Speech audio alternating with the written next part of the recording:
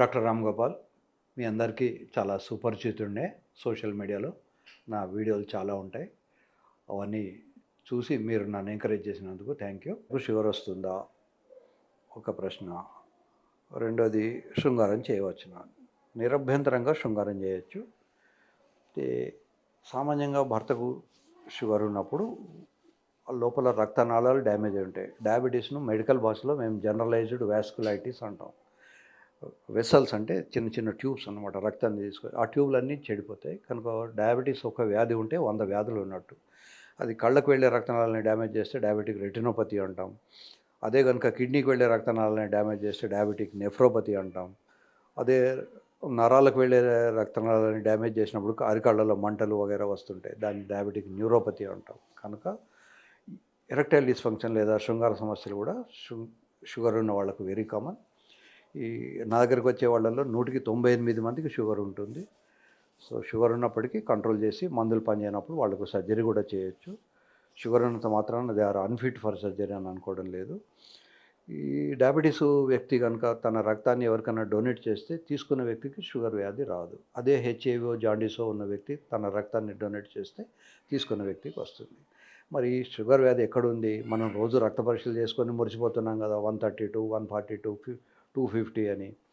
అంటే మనం చూసేది రక్తంలో ఇండైరెక్ట్గా చూసుకుంటున్నాం. రక్తనాళాలని మనకు ప్రతిసారి కట్ చేసి బయటకు చూడలేం కనుక ఇండైరెక్ట్గా ఈ రక్తంలో ఇంత ఉంటే ఇది ఇంత ఉంటుందిలే అని గెస్ చేసుకోవడం అనమాట.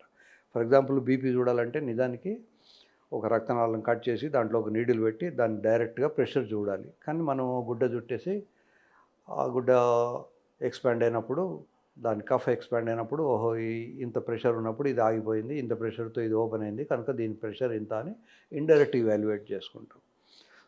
రీసెర్చ్ చేసేవాళ్ళు ఏంటంటే జంతువులకు వాటికి ఒక వెసల్ దొరికించుకొని దానికి ఒక నీడిల్ కూడా పెట్టేసి అప్పుడు ప్రెషర్ రికార్డ్ చేస్తారు. స్త్రీలలో భావప్రాప్తికి ప్రధాన సమస్యలు ఏంటి అంటున్నారు. స్త్రీ చాలా స్ట్రాంగ్. మనం అనుకుంటాం మగవాడు స్ట్రాంగ్ అని. మగవాడు ఫిజికల్గానే strong. Majority of the women are psychologically very strong. ఒక అమ్మాయి కనుక భర్తను వదిలేసిపోతే ఆ భర్త చాలా కుంగిపోతాడు. ఇదే కనుక భర్త అమ్మాయిని వదిలేసిపోతే ఆ అమ్మాయి మళ్ళీ ఇంకో పెళ్లి చేసుకుంటుంది హ్యాపీగా. ఈవెన్ పిల్లలు ఉన్నా కూడా మళ్ళీ పెళ్లి చేసుకుంటారు. తప్పేమీ లేదు, చేసుకోవచ్చు, చేసుకోవాలి కూడా. అయితే సైకలాజికల్గా మగవాళ్లకు విపరీతమైనటువంటి టెన్షను, ప్రెషరు వస్తూ ఉంటుంది. సో అమ్మాయిలకు భావప్రాప్తి జరగాలనుకుంటే ముందు సైకలాజికల్గా వాళ్ళను మానసికంగా తృప్తిపరచాలి. నువ్వు డే టైంలో ఆమెను వెక్కిరించో, ఆమె మీద ఏదో పిచ్చి జోకులు వేసో, ఆమెను అవమానపరచో ఉంటే ఎప్పుడో 3 ఏళ్ల కింద అన్నది కూడా అమ్మాయికి గుర్తు ఉంటుంది. మగవాడికి పొద్దున తిన్న కూరే మధ్యాహ్నం అడిగితే గుర్తుండదు. ఏం కూర తిన్నావురా అంటే గుర్తురాదు.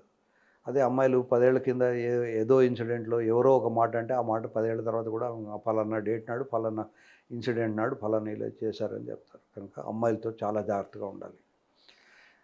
అమ్మాయిలకు ఒక మిల్లీగ్రామ్ కూడా లేనటువంటి స్పర్మ్ ఇస్తే వాళ్ళు మీకు 3.5 కిలోలు ఉన్న పాపను బయటికి ఇస్తారు. సో వాళ్ళు చాలా శక్తివంతులు.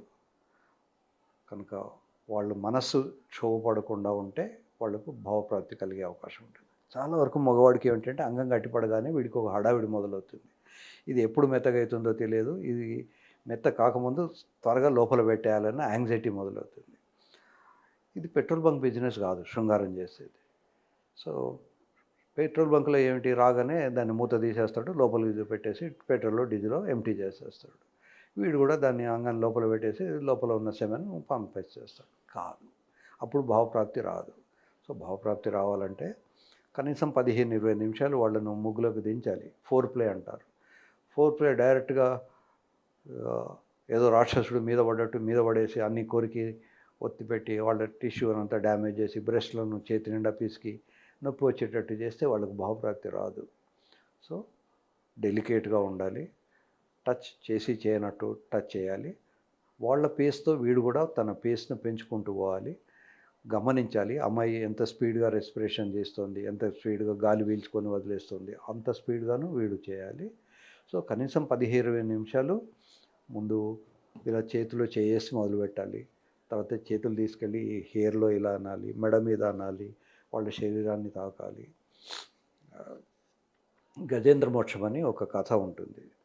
అందులో ఏనుగుకు మొసలి పట్టుకుంటుంది.